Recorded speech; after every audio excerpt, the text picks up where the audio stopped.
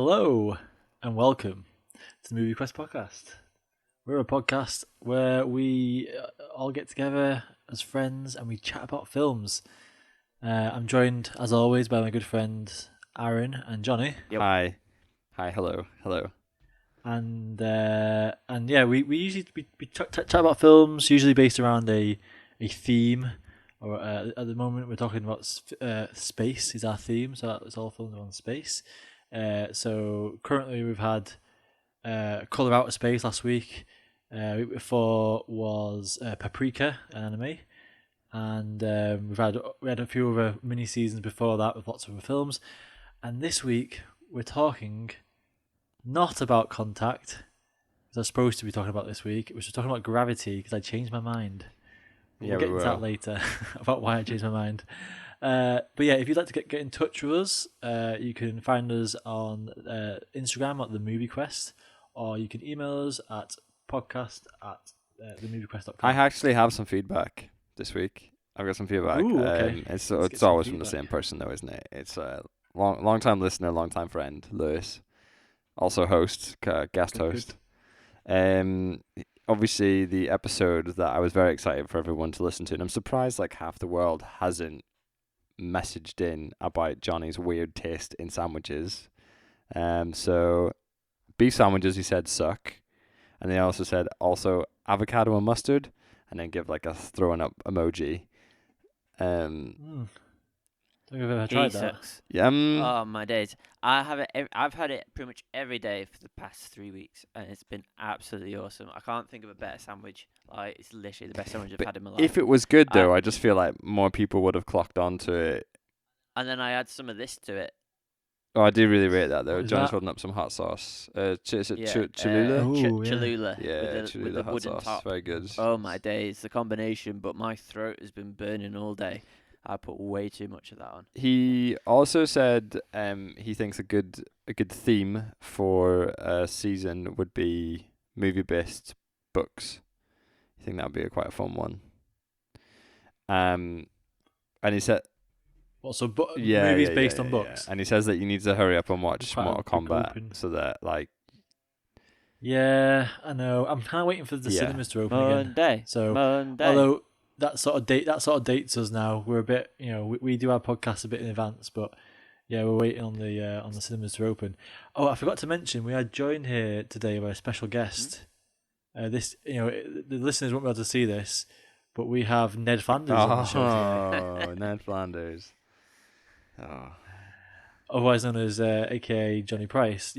So yeah, you've got some pretty bad boy mustache game going on. Clean shaven. I trimmed off my beard after, I think it was probably about 6 months. So it was huge. It was getting very, very big and Bushy. wild. It was, there was a lot of hair. Like, when I cut it all off and I grabbed it, and like, usually you can grab it and there's pretty much nothing there, but it was like a good chunk. tuft. Hefty. A really big tuft of hair, and I was looking at it, and there's quite a few different colours in. They look like there's grey patch and like a blonde get patch, some grey and then patches a in. brown Okay. patch. So I think I found the other day this is probably not the podcast to talk about this stuff, but I found quite a long grey hair in my hair when I was cutting my hair the other day, and I was just like, if you boys, you haven't this? looked, but if you looked at my fringe is rife with grey hairs, and the sides of my faces. Are you trying to tell us? That the No, ginger it's isn't fake. real, It's just- Aaron? You've been just dying it all these years. Grey hairs settling in. Can I bring something up? Right, it's been on my mind for a while, and it's a serious topic. There's no joke. So like we need to explain to the listeners that it's not 3 seasons in a season, it's 3 themes in a season, right? We're sorting that out right now because Johnny and I and you we've been like, this season we're talking about this. We've been calling 3 it mini seasons in a season. mini Just call it seasons. right. There's 3 themes in the season. well, So the season makes up 9 films. 9 films. we should direct people to listen to Yeah. this episode first. Yeah, so we they should. Understand. It's what's the been last. happening It's the the last last 9 one episodes. and we finally figured it Yeah, out. we're terrible at this. Because I think it was like last week, Johnny was like, "This season we're doing this," and I was like, "That's confusing. What are we doing wrong?" And then I thought, "Oh, it's a theme. We need to say theme." No, we just I th- we keep doing this for a few more years. we'll get there we'll eventually. never be good at podcasting. Aaron, have you not done anything good So, tonight? I Done mean, I anything guess you interesting? that could segue into what I've been watching, and Ant and I watched something together. Yeah, we had a Yeah, we little did. We watch watched together a little didn't we, bit of tonight? football. It was Man United versus A little bit Liverpool, of footy. and Liverpool beat us 3-2. But I'm pretty sure that was the most entertaining game. Wasn't Oh, it was 3-2. It was 4-2. 40, Sorry. Yeah, Yeah, Salah you got the that goal last, at the end, that didn't he? last Come on, goal. mate. That was the first time. It was the first time like it's been entertaining for years. In ages. Yeah. It was So actually, I'll take the it was loss. fun. I was getting that excited. I mean, usually there's hardly any goals between me, Man United and Liverpool. So the first goal went in, I sort of screamed, and Mel wasn't happy. I wasn't happy indeed. Anyway, so we've been watching the footy. Johnny, you been up to much recently? Things I've been doing. What have I been doing? Dearie me, caught me on the spot then. You've been looking into getting a projector. I heard. No, that is true. Yes, you have jogged my memory. I am envious of your projector because your projector is fantastic. Like watching Lawrence of Arabia on your projector, and also your sofa, which is pretty decent as well.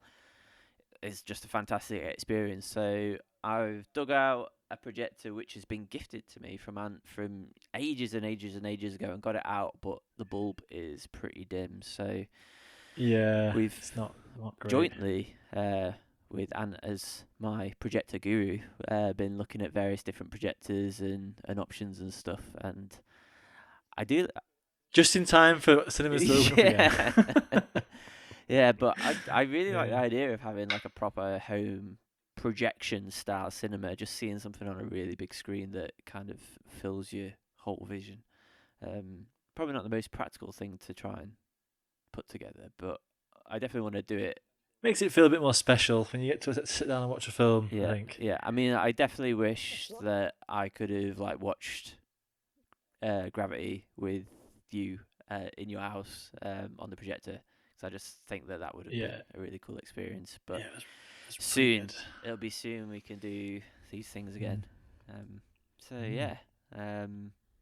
And have you been up to much? Have you caught any stone throwers recently, or? No more stuff. I mean, it's been raining too much, so they haven't been out, unfortunately. So I've got the CCTV up now, so I've been one of those people looking at my CCTV all the time, checking it, getting little alerts when everyone walks past. But I was just saying to Aaron before, you put CCTV up, and because at night time you got the IR lights on, and then spiders love building webs in front of it, and you just get like you turn the camera on at night, and it's just a bunch of spider webs, and you're like, great. So I'm gonna have to get into a routine of cleaning it, getting rid of the spiders. Fun times. I mean, this is like what you want to do. This is what you dream about doing when you're a kid, and you dream about owning your own home and everything. Never mind. Shall we move on to what we're Yes. watching? Okay, right. So I have a one-question quiz. Ooh. So between you and Aaron, Alright. so you only get one chance. Basically, you've got to guess the film that I've seen. Okay, listen Okay. carefully. Baby, we were making straight A's, but we were stuck in the dumb days. Don't take much to memorize your lies. I feel like you've been hypnotized. And then that magic man, he came to town. Woo-wee. He spun my head round. He said, recess is in session. 2 and 2 make 5. And now, baby, oh, I'm alive. Oh, yeah, I'm alive. Johnny Five No. Alive. Do you want some more? No. Go on then. Go on. Is this just Yeah, lyrics from a song? Come on. And if you want to be a teacher's pet, well, baby, you just better forget it. Rock got no reason. Rock got no rhyme. You better get me to school on time.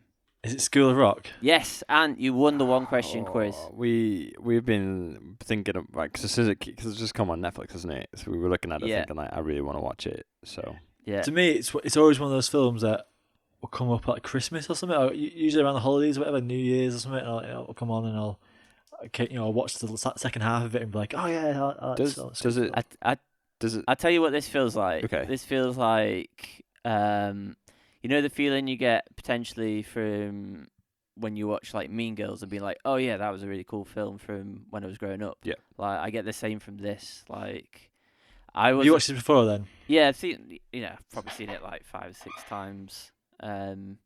Like when I was way younger, but it's just so good. It's just like so fun, and like it's all just like every moment of it's just fun. And Jack Black is just a great like lead. In Yeah, it. he seems like pretty perfect for the role, doesn't he? Yeah. Plays it so well. Yeah, it just really carries the whole film.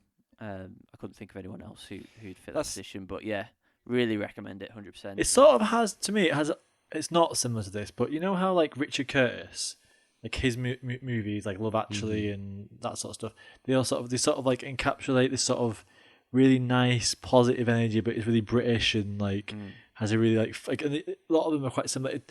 It sort of feels like almost like an American version of that sort of feeling. It's really just a feel good film of like, I guess it would be.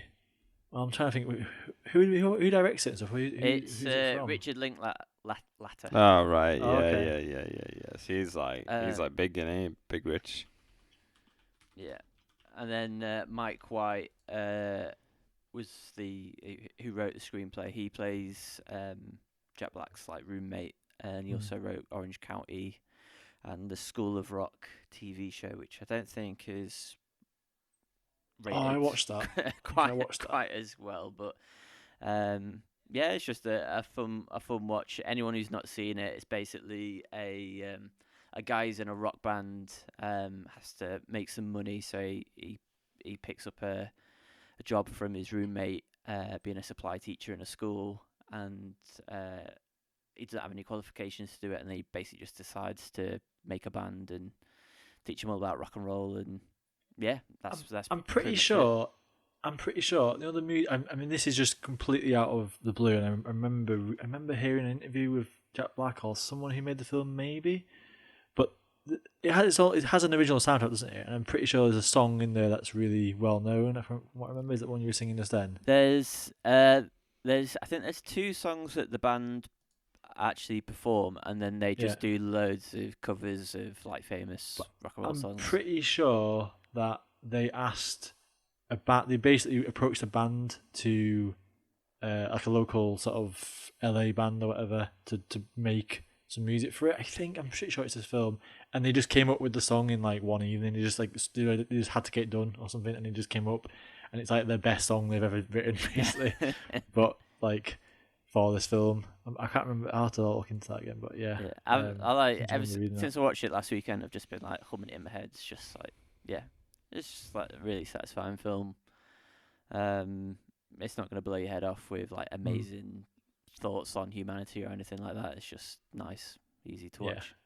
So yeah, I have 2 films I could talk about. I'll give you. They're both kind of almost thrillery and have like twists and turns. One from 2010 and one from 1997. Which one would you prefer first? Is the one from 1997 the one with Will Smith in it? What's that one where it's like the government one that are after it? Oh, Enemy of the State. Enemy of the State is Enemy of the State. that is a good film, but no, it's not that one. Best shootout ever. Oh, at the end. Oh, great! It's great. Yeah, in the kitchen. Yeah, that's very memorable. So do you want me to go with the 1997 one? Yeah, go for it. Okay, I'll talk about this one, then now you can go next if you want. So a few episodes ago, we had a guest on the show. We had Tommy. We were watching Unleashed, and when we were getting to know Tommy a bit more on the pod, he mentioned how he's really into these sort of mystery online puzzle game things that are sort of like almost like treasure hunts around the internet. And I mentioned to him, "Oh, there's this film that I've heard about. I couldn't remember much about it, and I hadn't seen it before. And it's got Michael Douglas in it." And I was like, "I think it's called the Game, maybe." And it was called The Game, and it came up on Netflix the other night. And I was like, "I haven't seen this film. I want to watch it." I watched the whole film, and at the end, I realised that it was a David Fincher film, which I didn't realise. So he made this just after he made Seven. Whoa. And so yeah, basically, have you watched the film at all? Never seen it. Nope. Okay, right. I don't want to tell you too much about it. I don't want to spoil any twists because You think you should watch it? Both watch Okay. this. All right, okay. Yeah, it's really so. I'll put it on my It's list. basically the premise is it's about a extremely wealthy banker who's played by Michael Douglas, who Michael Douglas plays a good wealthy person very well, who is like basically really really bored out of his mind. Like his wife has left him a couple of years before. He's not got any kids, and he's like no one's really like he's got no close friends or relationships or anything. And he just seems to go to work and come home, and that's about it really. And then for his birthday, his brother shows up and they go out for dinner, and he's like basically says, done this thing that changed my life, it's like life changing experience. You need to do it. It'll make your life so much more fun. Take this card. I've paid for it. It's a birthday present. Take this. It's like and I don't think he actually explains it entirely. It's just it's an experience. You should do it. And he takes this card from this company called CRS. And basically, he decides after a couple of weeks, okay, I'm gonna go ahead and do this. Goes in, signs up for it. It gets tested, and then they're like, okay, we'll let you know when the game's gonna start, and they don't tell him anything else about the game. And then basically, the rest of the film is like The game. a few. It's like it's the game. Like he basically like it's this. It turns into this thriller of a film, and he's like not sure what's real and what's Cool. part of the game. And Cool. for an example, like he'll be at a restaurant and then like someone will leave a check, on his table, and it'll have a note in it, and then he's got to do something, and it's like it just spirals out of control or whatever, and it's got lots of twists and turns. It's really well shot because it's a David Fincher film. It's actually kind of funny in parts. There's quite some good humor in it, and like there's a good backstory with Michael Douglas. He's got a good he's got some haunting things that happened in his past that he's sort of trying to work through. So yeah, like really good. I mean, I think ultimately, I don't know if the ending pays off completely. Like it's a good, but like the journey getting there is really fun and works really well and keeps you in suspense. So yeah, I'd recommend it. It sort of reminded me like some other Fincher films, like a bit like Fight Club and Shutter Island, that sort of stuff. Like it's got similar themes in there and stuff. But yeah, it's definitely worth a watch. I'd recommend it. Nice. You've piqued my interest. Usually, the seriousness on your face was like, you need to watch it. I was like, oh, this is going to be a film I actually really enjoy, isn't it? Okay, I will. It's one of those things. Like it's bad. Like when I watch a film by like a director like this, like Dave Fincher, I sort of go, oh, I forget he's made like a bunch of other films I haven't seen. I should probably get to watching these. And there's a few already that I'm like, oh yeah, I should watch this. But yeah, it's really fun. Definitely worth a watch. I'm just not sure if I really like Michael Douglas as an actor. I don't know whether I've seen him in a lot. Like I think we both watched is it Falling Down? Yeah. A few weeks ago Yeah. separately. Yeah. But like I feel like he's only really in films because his dad was in films. I don't know, he just doesn't. He's good in this. Is he? He's good, yeah. He sort of goes to the edge. I mean, I wouldn't say he's like amazing or anything, but he's pretty good in this. It fits it pretty well. He's not very likable. I guess that's where. Yeah, Michael maybe Douglas that's is not a really it. Like, likable guy. like the majority of the films I've seen of him, he's a bit, He does play like the anti-bad guy, or like he always plays like Yeah. the sort of The anti-hero sort or of whatever. antagonist Yeah. or whatever. Um, Aaron, what have you been watching? I've got two things. I'll do them both because one's quick. I'll start with a quick one. Apart from Liverpool beating. Apart from Man Liverpool being Man Apart from United, still not going to be high up in us on the league though. Might still not even get Champions League, so we'll see. United. I know. So I It's easy watched for me to- Leeson Thomas's Yasuke. It's a 6-part anime on Netflix about a black samurai. I only watched it for one thing. A musical artist that I really like called Flying Lotus does the music for the whole thing. So Flying Lotus is like What's this called again? Yasuke or Yasuke. Yusuke. I think it's like Yasuke or Yasuke. Yasuke. Yeah. So just come out on Netflix. Basically, Flying Lotus is a musical artist that I really enjoy. He owns a label of artists like Thundercat or Lapalux. That's all his stuff. If you've ever heard of any of those artists, he's got a lot more in there. Anyway, I heard like the intro to this and was like, okay, I'm in. So it's all very like electronic, very like Lapaluxy, Johnny. Very just sort of those sort of like 70s beats, you know what I mean? Like where they use sort of 70s style samples and stuff, like with like the horns and things. Anyway, the anime is fine, but the soundtrack is phenomenal. So you should watch it just to hear like that, because it's not your typical sort of Japanese anime. Is it all released now? Yeah. It's only Oh it's my just 6 God. episodes, 30 minutes. The other thing I watched, it was just a couple of weeks ago now, is Park Hun Jung's Night in Paradise. Basically, it's set around this gangster called Taigu. I'm gonna butcher all these names. It's set around this gangster anyway. And what happens is his rival gang accidentally or purposely, or so you think, kills his sister and niece. So he basically goes on like a sort of vengeance spree and kills a whole load of these sort of gangsters, and then he escapes to this island. And then the gang sort of follows him to that island, and it's just there's a lot of shooting, essentially a lot of fighting. Is it with the fighting and stuff? Is it similar to like a raid or something, or No. is he like trained? Yeah, or he's is it just doing. like It is sort of. There's a bit of kung fu in it. Or sorry, martial arts. There's a bit of martial arts in it.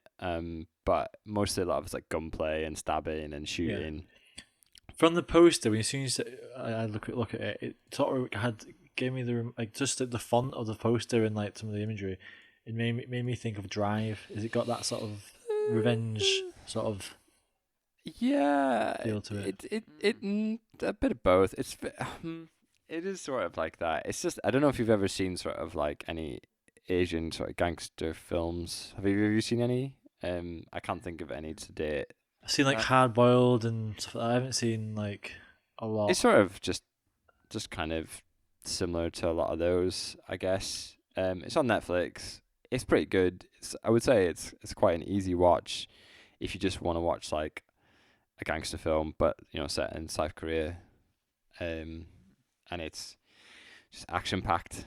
I don't really know what else to say about it. Like, it was decent, but I wouldn't say you guys need to go watch it. I would say Yeah. it has a lot of good action scenes in it, a lot of likable characters.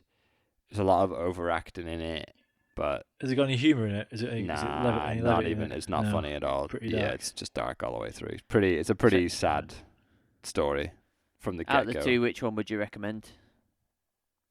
Oh no, I'd watch the anime series. The music is amazing. Yeah, Cool.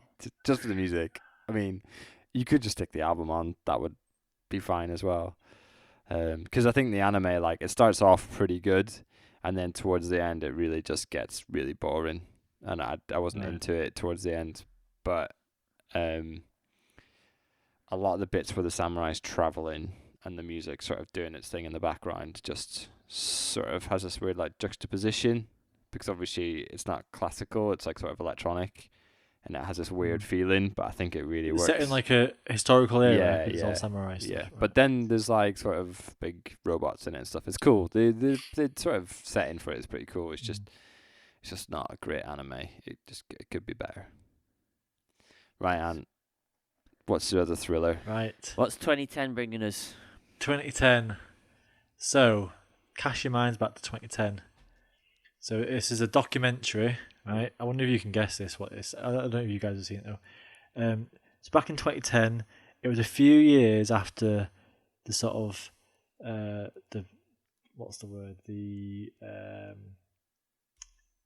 debut of basically the biggest social media website in the world, Facebook. Yeah. So basically, this documentary it's called Catfish. You watched Have you Catfish? guys have seen this? Catfish. You watched it? You've both Is this seen the first this? time you've seen it? Yeah, I've never seen it before. No way. So Is this off the back of Gogglebox? no, No. nothing to do with that. So this is basically the way I got into this is I was on Amazon Prime, and then I saw there was a TV show called Catfish, and it's like a reality show where basically the premise of this film. I don't want to, but basically it's about people who. So I don't want to explain. No, this no, 'cause you should. I it'll mean, ruin the people film. know. Like, it doesn't So, ruin the I film. don't know. I think it does. You think it does? It's basically people.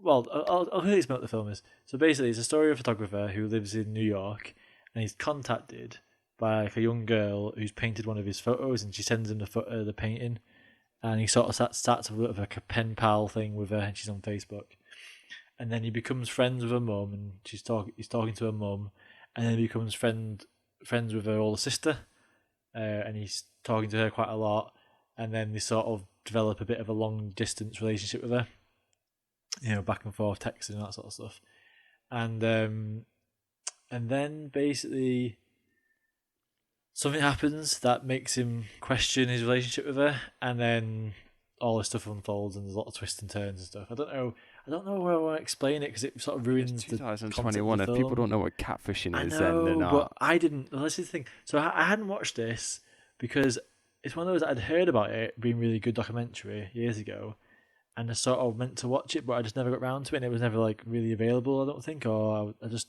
for some reason just didn't get around to watching it. But I feel like if this came out like today, obviously it's not quite as impactful because of people know about this stuff happening like now, It's such basically. a normal thing. Yeah, that it's not that weird, but because back in the day it was just as Facebook had come out, basically someone who's talking to him isn't who they say they are. So There you it's go. like- You haven't spoiled it or anything like that. Um, Yeah. But like back in the day, I think that was like a big. It was like a new thing. People were like, I think it was. people are like not being who they were Yeah. on the internet, Yeah. or whatever.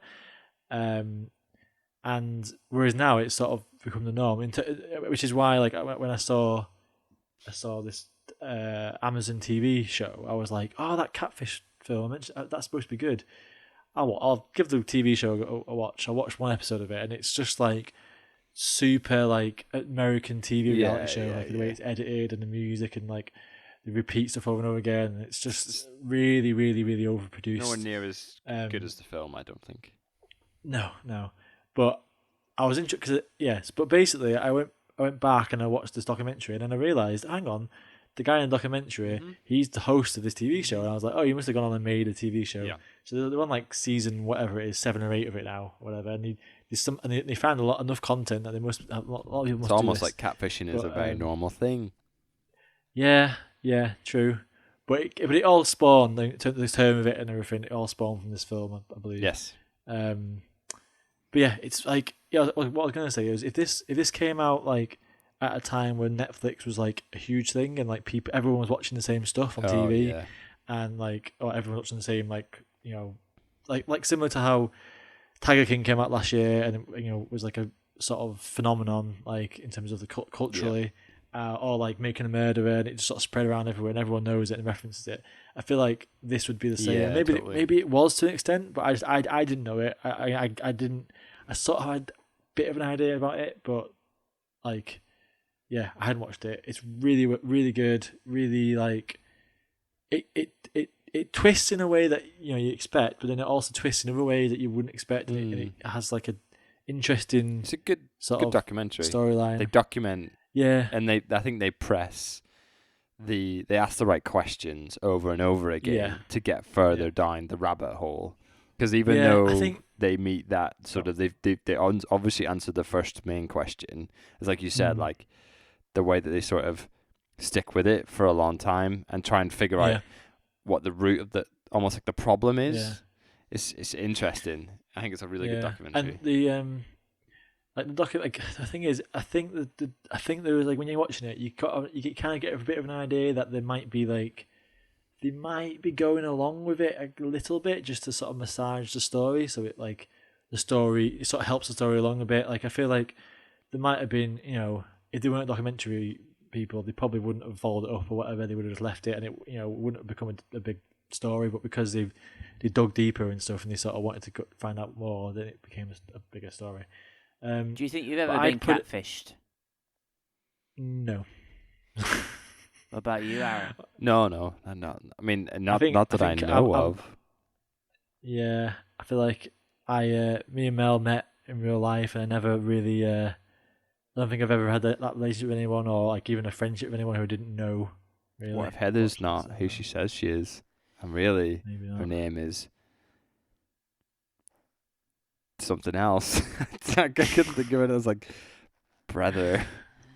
And I've been getting, strung along the whole time. No, Maybe, I yeah. think as well, like it asks the question of like one of the main issues with the internet is because you don't really have to put a face to the words you're saying. People think that they can kind of do whatever and say whatever Do they anything, want, yeah, which yeah. is again not to bring it back to football, but something that is happening in football online a lot, particularly to do with like black Yeah, players and yeah, stuff. yeah, People have no filter and they just think they can get away yeah. with what they want. And this film, Catfish, was probably one of the first sort of documentaries to ask the question of like, Who are these people? Yeah. the internet, this is what it brings to the table. It brings a lot of good, but also a lot of bad too. Like a Mm.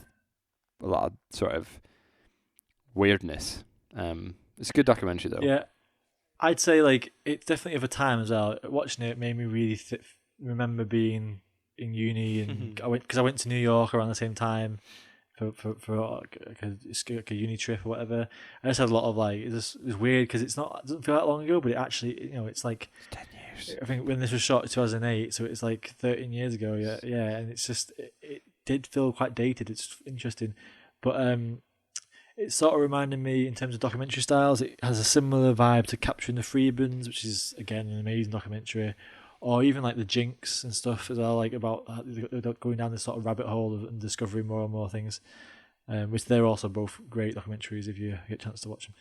Anyway, I think we should move on. Shall we get over to the main event and chat Should we pull in, sucked down by float over float over? away? Yeah, to gravity. Yes, and you see, you Let's didn't do you this. didn't do you didn't do any sort of like really good segue into what you've been watching. So I was gonna I'm gonna force him into doing it.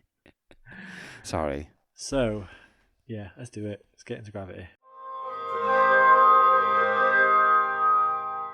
Gravity, a 2013 film, which is like again, it's gone quick on it. 2013 film directed by Alfonso Cuarón. Cuarón? I can't say his name. It's also written by him and his brother Jonas Cuarón, and this film had a budget of $100 million, which I was a little bit surprised by because of it's just got two actors in it, but it makes sense the more you look into how they made it. So this film stars Sandra Bullock as Ryan Stone, who's an astronaut, scientist, and also George Clooney, who plays Matt Kowalski, and they are the two remaining astronauts trying to work together to survive after an accident leaves them stranded in space. So yeah, we pick up at the start of the film, and they're sort of like noodling around the Hubble telescope, I think it is, and they're basically she's installing something as part of her experiments, and then basically a bunch of like some sort of explosion happens somewhere else, and then a bunch of debris flies around, like in the what would it be in the atmosphere. Yeah, but I guess it's like the what's it called when the part whatever Space debris. it arrives. Yeah, space debris comes across and takes everything out and causes chaos. So I just wanted to mention, I guess, why I chose this film, because originally I chose Contact. I probably should speak about why it's now Gravity. So I chose Contact because I hadn't seen it, and I couldn't think of a space film I hadn't seen. And I was looking at a few and people's suggestions online about different space films, and I wanted to go with a bit of a sort of more traditional space film than the other two that we picked. That something that was actually set in space, or had something to do with space. So I chose Contact, and then judging on your reactions to it, and then we chatted a bit afterwards. I was thinking like, because I also had potentially Gravity came up in my head as well as something else I wanted to pick, and I was I've always been like, for some reason, the perception of this film, I've never really thought it looked any good. I don't know Same to why. me. I just thought it didn't really grab me. And your reactions to it was basically like, you were like, oh, I'd really like to watch Gravity. It's so good, and you were saying like, it's something you'd want to watch again, and like, you were trying to change my opinions on it basically last week. And I spoke to Mel, and she reminded me that we never got to watch it at the cinema, obviously, but we both wanted to at the time, and it was we kept being told. I remember it brought back this memory now of what I forgot, but basically at the time we didn't see it at the cinema, and every person we spoke to was basically like, you need to see it at the cinema. If you don't see it at the cinema, there's probably no point in watching it. So I remember that being put into me by a bunch of people, and me thinking, well, I can't be bothered then if it's not. I'm not going to see it at the cinema. I'm not going to watch it at home, and fine. So I changed my mind basically, and I decided, okay, I'll go along with Gravity. I realized, I remembered that it's directed by Alfonso Cuarón, who is like made one of my favorite films, Yeah. Children of Men. Yeah, I just want to know And that. that got me excited. Can the podcast know that I Um, texted him and said you realise that it's directed by him, Yeah, and he made one of your know. favorite films, right? And you were Yeah. like, no, I don't know if I'm bothered about it. I kind of knew that in my head, but I didn't really think about it too much. And I was like, actually, yeah, what am I doing? So I said, right, let's just change. I'm gonna go to Gravity. Yeah. So that was my sort of perception. I think it was also because I heard maybe a few snary reviews at the time about George Clooney's character, and that it was a bit silly or whatever. So I don't know. I just didn't really fancy it. Anyway, so I guess do you want to do a quick recap of the story? I guess, does it matter? Well, I mean, Or are we good essentially, like the debris hits, and then Ryan attempts to get back to Earth. Right, that's the story. Yeah, just to like keep jumping from pod to pod and space station to try and get back. 'Cause the story is really it's the thing that she's trying to get from A to B. The story is in the action that occurs Yeah, throughout. yeah. Yeah. It's very much I guess it's got a similar in terms of like other films like this. I guess like a Dunkirk or like a Yeah, no. 1917. Like there's not a lot of story there, but it's like sort of what unfolds and the events that happen. Yeah.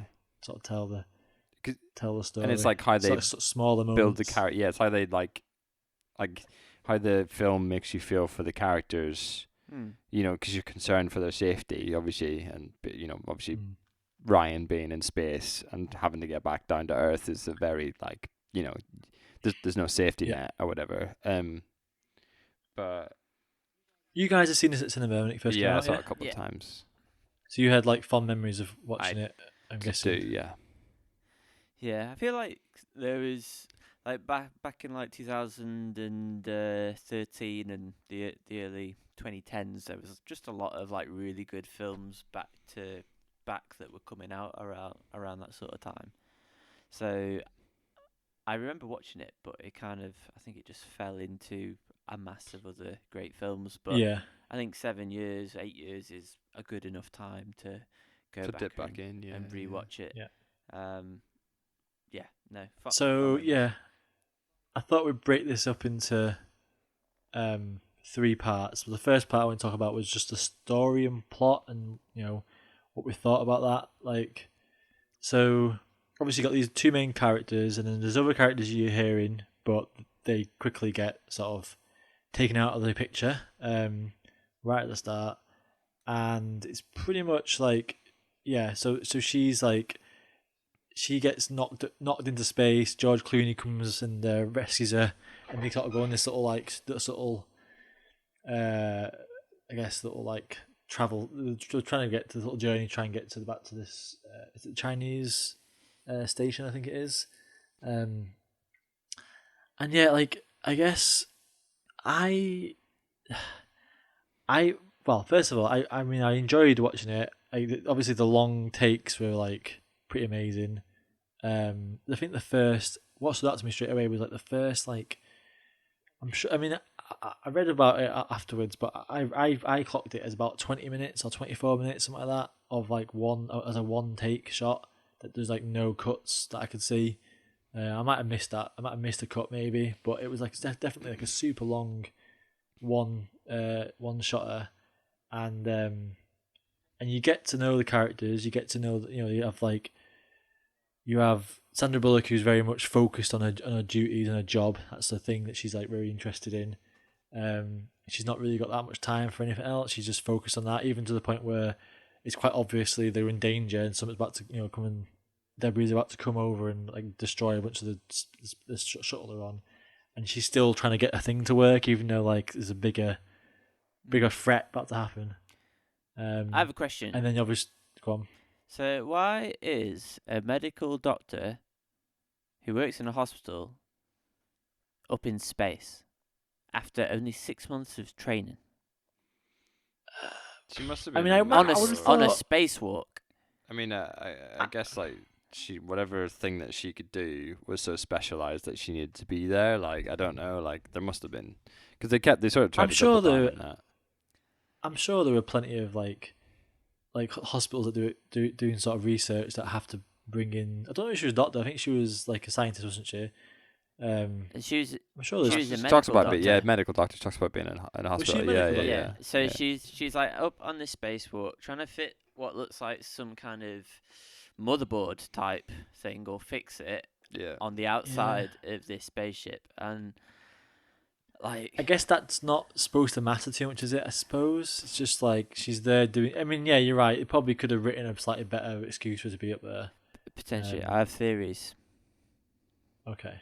I So- mean, so you're she's- serious, yeah, but like also the fact that like in this world, like the Russians blew up a thing and like destroyed like the Hubble space station. Like, it's a make believe. I suppose. Like fit, Also, then you have George Clooney, who's like the sort of cowboy up in Yeah, space. he is a cowboy. Space cowboy. He's like playing his music, flying around for some reason, like in a really like I just kept like straight away the whole like I knew something was gonna happen and I felt tense, but the fact that he was just flying around, I was like, what? Like I didn't feel like ease at all. I was like, oh, this is horrible. Why is he just sort of floating around in space, flying about? Like surely something's gonna go wrong. But obviously, like you're supposed to realize that he's like the calm and suave and collected guy. But he's talking all these, doing all this dialogue where he's doing his little monologues of all these stories. He's telling about things that happen on Earth and like just I get to a point where it felt a little bit unnatural, to be honest. Like the dialogue didn't feel like it felt a bit forced in some parts where it was overly trying to get across who he was as a character, like, and just felt a little bit cartoony. Do you not think that it felt that way because, like, I guess they were trying to shoe in some sort of, trying to get the audience to feel something for him because he wasn't going to be in the film for maybe as long as some other characters in the film. Yeah, true. I thought they were trying to build up like some sort of rapport because I don't again, know though, but if you're gonna have a film where there's only two characters in it, surely you don't need to like. I just feel like you could have felt that for him without having all the really crowbarred in like long stories. I don't know.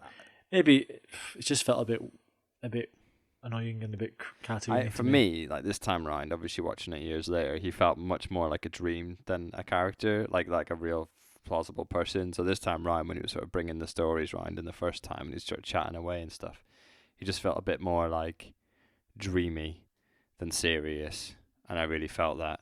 But I think went back to like the story, like what was said, like that first instance where she gets cut off and it concentrates so much and like the shots of her spinning and it's mostly her floating face and stuff like that. into blackness. I think it's set up like that because it's trying to reiterate the seriousness, like you were saying about being uncomfortable. Like this is space. There are no big. There's no safety nets. Yeah, there's no safety nets. Little mistakes can very quickly get out of hand and can cause life or death situations or whatever. And if you time things wrong, that could be the end of your life or whatever if you miss like a certain angle. And I think that sets up the plot / the story really well because like instantly you're like, okay, so obviously you do want to build up like the rapport with the characters, but it's not that. It's more, for me anyway, it's about like, okay, so this person is not safe at all. Yeah. And they have to get back down to this planet, and that is going to be difficult. How are they going to do that? And the whole time I think you're supposed to feel like at some point she's just not going to make it and she is going to die. Yeah. I think there's quite a big sort of internal struggle for her because, like, after George Clooney's character just disappears off into space, she can't. She feels guilty for letting him go, and there's a moment within the film where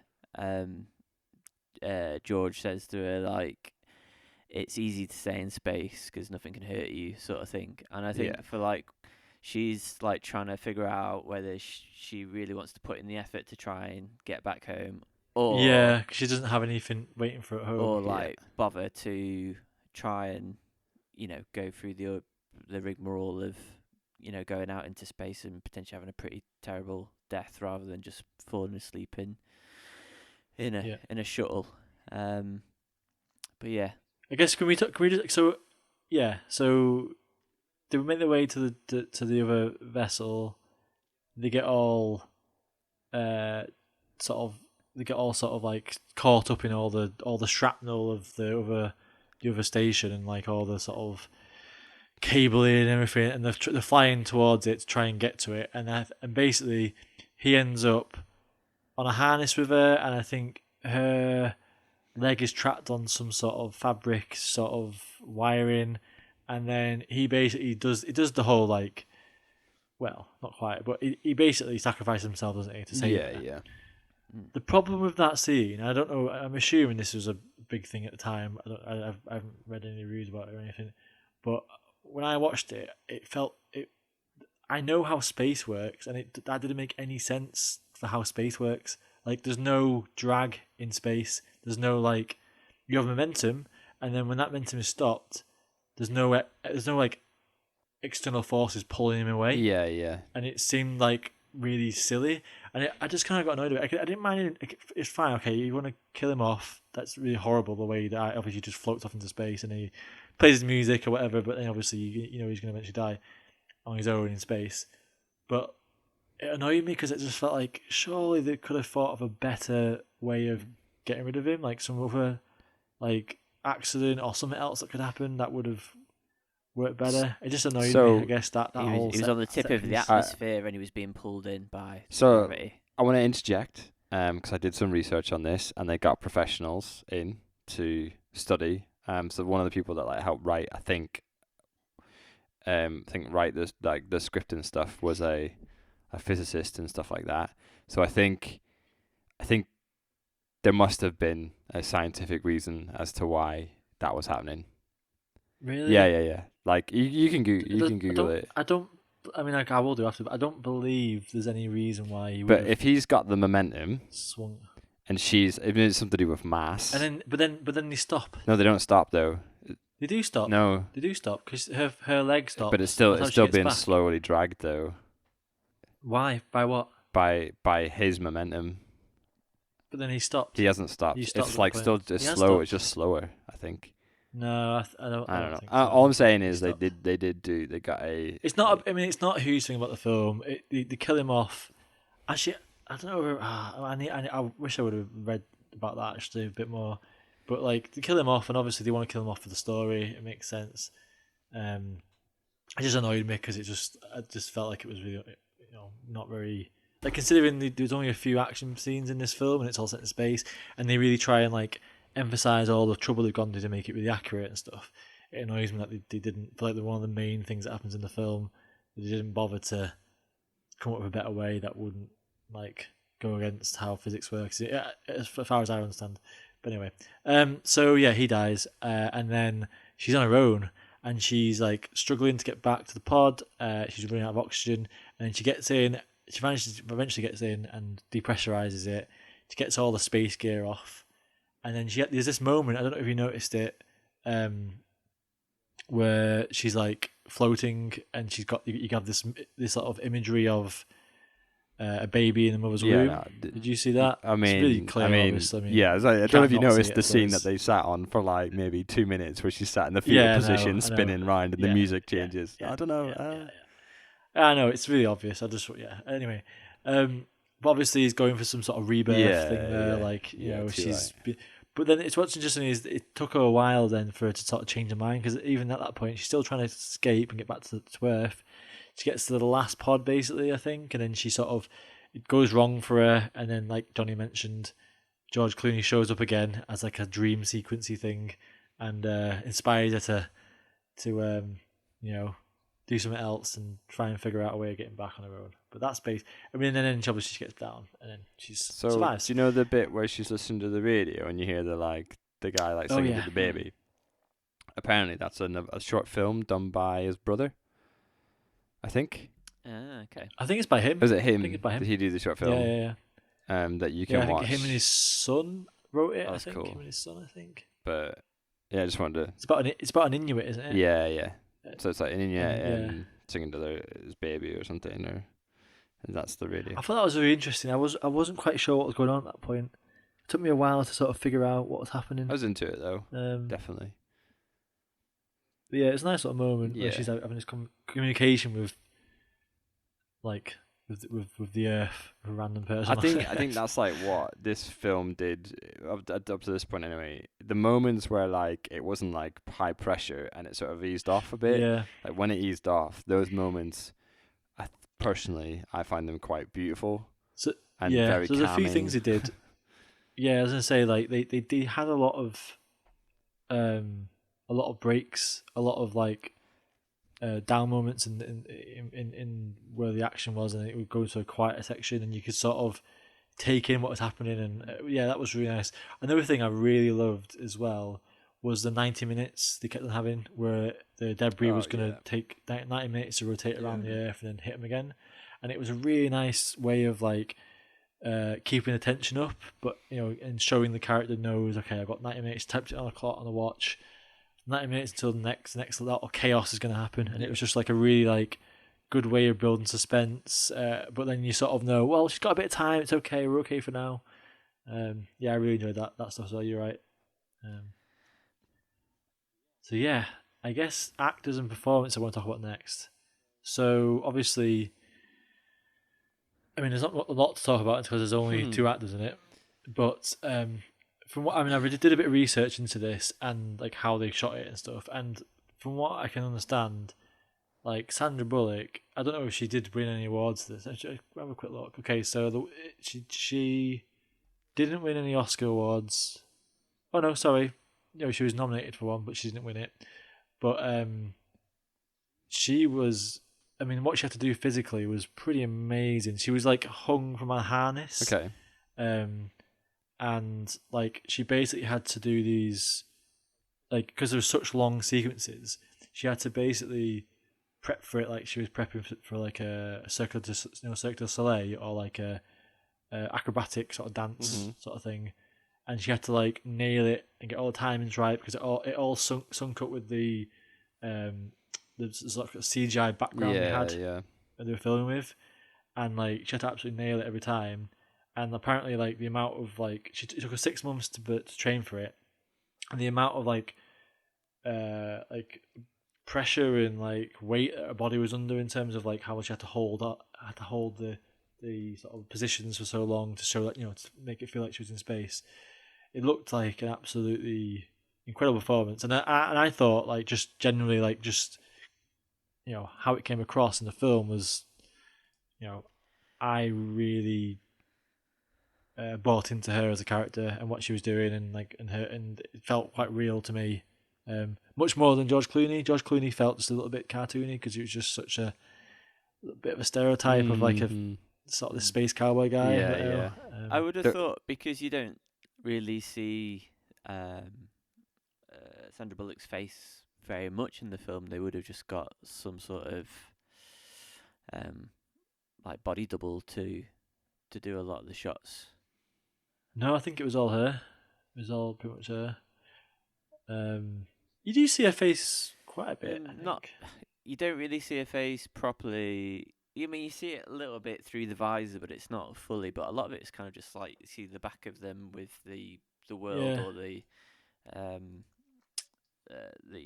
satellites in the background rather than actual face shots until she kind of it's like you only really get to see her like as herself when she takes off the spacesuit probably about halfway through the film. Mm-hmm. Yeah, but then you see, I don't know. I think I think you see her face quite a lot, like but not with like the mask thing on. Obviously, when she takes that off, it's like a thing in it. Mm. so. There's also another actor in this film as well. So we have George Clooney and Sandra Bullock. But who else do we have? Is it Ed Harris? Ed Harris. He's reprising his role as mission control, Mhm. as the sort of director of NASA. This is the third time he's done it now. He also did it in Apollo 13 yeah, as well, yeah. and as well as some others. I didn't notice it was his voice at all. It didn't come across to me Really? that it was He's him. got such a But recognisable he's only, voice. He's only in it for a bit, isn't he? At the start. Yeah, he is only right.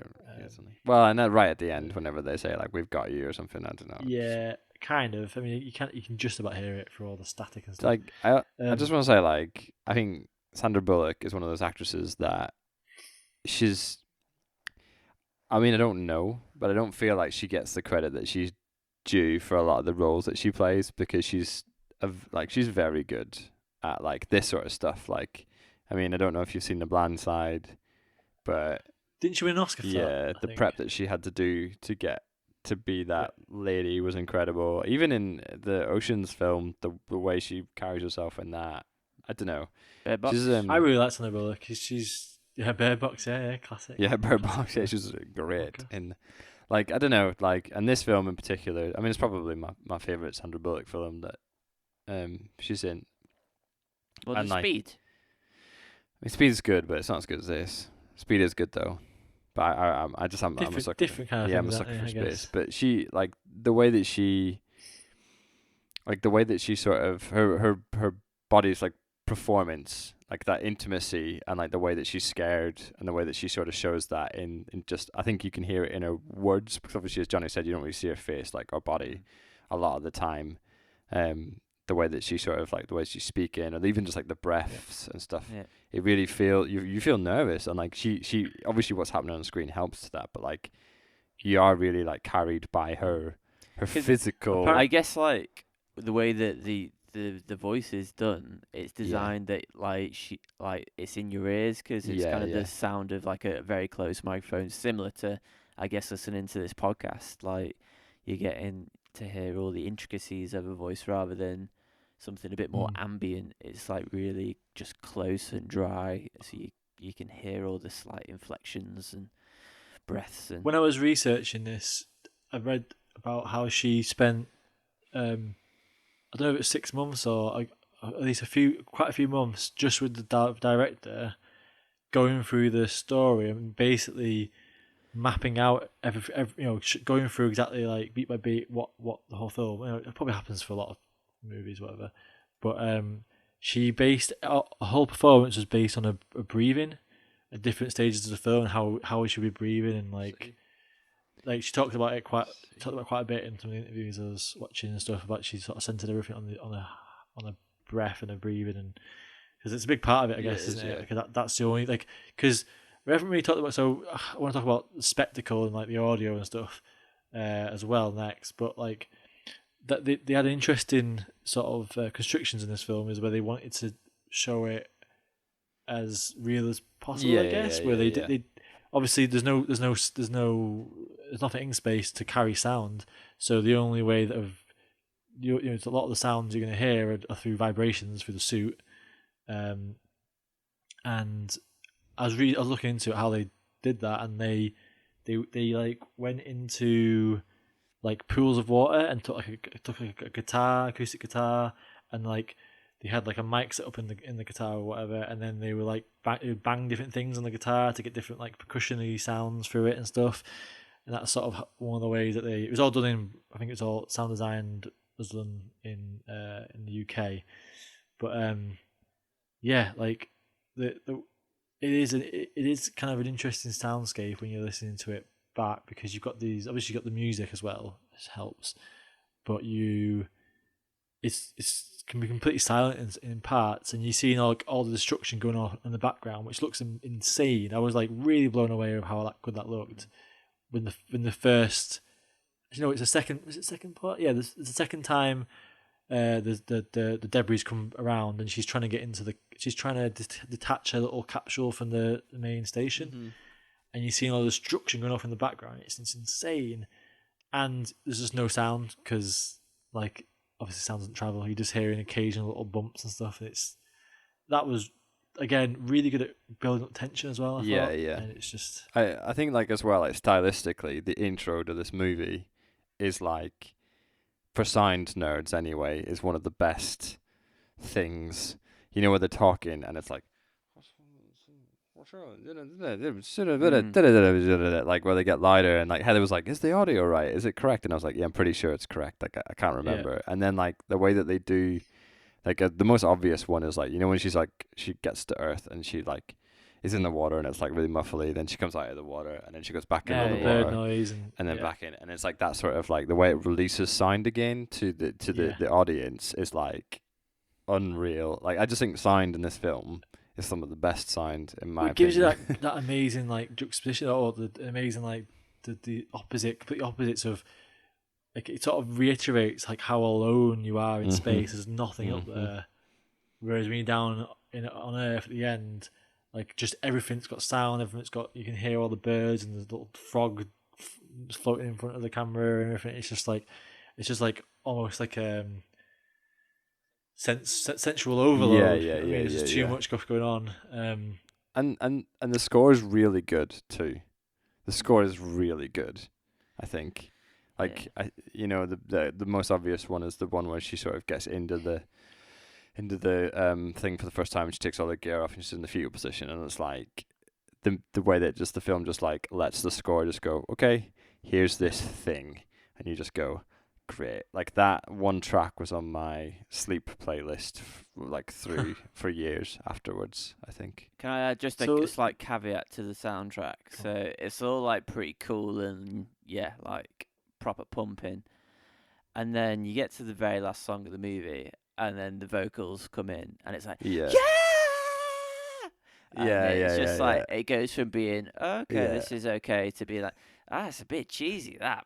Oh no, I was super into it. I was like, "Are we?" Is this when she's like going back to Earth? Yeah, no, it's when she's like standing up. It's the music that goes off into the credits. It reminded me a lot of the Phantom Pain Metal Gear Solid soundtrack. Oh yeah, absolutely. That's so. I was like trying to think. I was like, wow, did remind me of it. Phantom Pain, so good, so good. I was into it. It rides the crest of the wave as into cool and into cheesy, and it flops either side. I was in. It's good, but I've listened to it. Was Stephen Price who did the soundtrack, and I've listened to a couple of other things that he's done, and really good composer, really good with strings. So definitely check out his portfolio. My favourite track of his that I found is one from the album called The Hunt, which he did for a BBC documentary about predators, and the track was, I think it was Blue Whale. So check that out. I will check it out. In terms of visual spectacle, we touched on the oneers before, like the long takes to do, and he's got track history of this. He did an amazing long take of The Children of Men. That's probably like sort of like quite famous now, I think, as being one of the sort of put it on the map. He does them for quite a few of his films, but this one, like, there's some amazingly done shots in this film, and as I was watching it, I was just like, this looks so realistic, but obviously it can't be real because I hadn't seen many of the behind the scenes stuff or anything, so I didn't know how it was done. But I was like, it can't be real because it's too real to be real. Like, you can't have shot this. Like some of the visuals looked incredible. Like some of the explosions and and like just, I don't know. Like, it's one of those films where every shot of it could be like a wallpaper background or whatever. You know what I mean? It's like almost perfectly. Everything's perfectly done. Do you not think the Earth just looked spectacular every time it came into view? Like, I was like, oh my goodness, it looks so good. I think it shares a lot of DNA with some of the animated films we've seen. So we've talked about in the past, like some of the Pixar stuff and things, because they know what the film's going to be from the they do the storyboards, and then they sort of, with this film, they like basically did the whole film with like all the camera cuts and everything with like sort of a white box sort of low poly version of it that's not like fully, visualized or whatever, and then they sort of so they know where they are, and then they can sort of choreograph all the movement and stuff. So they knew exactly what was going to happen, and then they can build on it and make every shot perfect. They have that time because they can do it because they're doing it's all CGI basically, apart from the actors. So yeah, I mean, I was really impressed. I didn't expect it to look this good for me. I just didn't expect it to be this like beautiful. It holds up so well in terms of the visuals. Like even though it's like It's old. it's not too old, but it's like it's almost like It's almost 10 years. it's like what 8 years old now, yeah. And it was in development for 4 years. Gosh. So they were supposed to take a year to do it, and then basically the technology wasn't there, and they basically ended up waiting until Avatar came out, and then like that had proved the amount of like because there's a lot of 60% of Avatar is CGI, and in this film it's something like 85%. I looked up, so they were waiting on a lot of the technology to catch up to be able to do it. They just some little tidbits about the way they shot it and stuff. It was shot. If you've seen like The Mandalorian or any of the behind the scenes stuff with Mandalorian, they shoot in this thing called the Void. They call it, which is basically giant, basically giant seamless TVs all around the set. It means that they don't have to use like a green screen, but it means that they can. As they're shooting, they're gonna get all the real time lighting and stuff from the screens, and it looks like perfect. It looks like it's nice. real life. Nice. With this film, they did like a rudimentary version of that. It was like the forerunner of what that technology was going to become. So it was like basically imagine like the TV screens you see at like a football match or whatever, where it's like really giant LED screens. They basically had like a box that was built.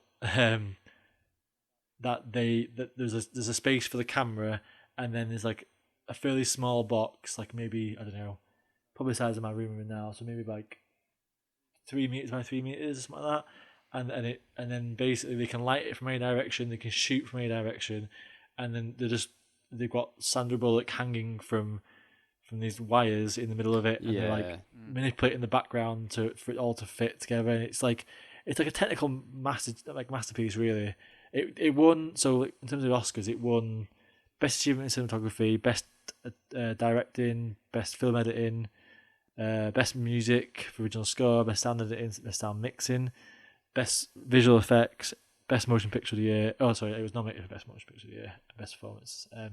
But yeah, so like it really did take a lot, most of the awards for all the visual stuff because it was really pushing the boundaries at the time, and I think you can tell it just really holds up well. So, did you like it? And you haven't. It was all right. Because both Johnny and Should we I put it in our list? knew that you would like it, but yeah. Should we try and rank it? I guess. Yeah, we should try and rank it. Well, before we go into that, I have something to comment. So basically, Okay. I don't think Sandra Bullock went to space. So I also don't think she went to space. I think that Sandra